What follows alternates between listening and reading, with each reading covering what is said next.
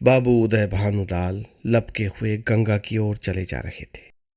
सहसा उन्हें पीछे से किसी दूसरे आदमी के आने की आहट मिली। तब बाबू साहब को यह आशंका हुई कि यह आदमी मेरा पीछा कर रहा है। उन्होंने तुरंत जेबी लालटेन निकाली और उसके प्रकाश में उस आदमी को देखा। एक बलिष्ठ मनुष्य कंधे पर लाठी रखे चला आता था। बाबू साहब उसे देखते ही चौंक पड़े। ये शहर का छटा हुआ बदमाश था। 3 साल पहले उस पर डाके का अभियोग चला था। उदय भानु ने उस मुकदमे में सरकार की ओर से पैरवी की थी और इस बदमाश को 3 साल की सजा दिलाई थी। तभी से वो इनके खून का प्यासा हो रहा था। कल ही छूट कर आया था। आज बाबू साहब अकेले रात को दिखाई दिए तो सोचा कि ये इनसे दांव चुकाने का अच्छा मौका है। ऐसा मौका शायद फिर कभी न मिले। तुरंत पीछे हो लिया और वार करने की घात में था कि बाबू साहब ने जेबी लालटेन जलाई।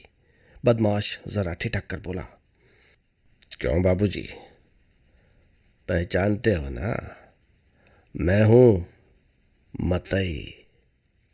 बाबू साहब ने टपट कर कहा, तुम मेरे पीछे पीछे क्यों आ रहे हो? क्यों, किसी को रास्ते चलने की मनाही है? हाँ, ये गली तुम्हारे बाप की है। बाबू साहब जवानी में कुश्ती लड़ते थे। अब भी हष्ट पुष्ट आदमी थे। दिल के भी कच्चे न थे। छड़ी संभाल कर बोले, अच्छा, अभी शायद मन नहीं भरा। अब की 7 साल को जाओगे? मैं 7 साल को जाऊंगा या 14 साल को, पर तुम्हें जीता न छोड़ूंगा।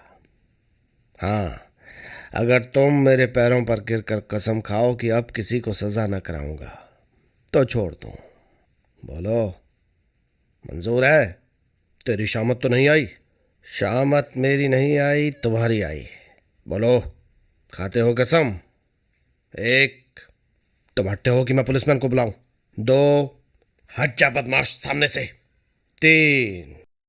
मुंह से 3 शब्द निकालते ही बाबू साहब के सिर पर लाठी का ऐसा तुला हुआ हाथ पड़ा कि वो अचेत होकर जमीन पर गिर पड़े। मुंह से केवल इतना ही निकला, मार डाला। मतई ने समीप आकर देखा तो सिर फट गया था और खून की धार निकल रही थी। नाड़ी का कहीं पता न था। समझ गया, काम तमाम हो गया। उसने कलाई से सोने की घड़ी खोल ली, कुर्ते से सोने के बटन निकालिए, उंगली से अंगूठी उतारी और अपनी राह चला गया, मानो कुछ हुआ ही नहीं। हाँ, इतनी दया की कि लाश रास्ते से घसीट कर किनारे डाल दी।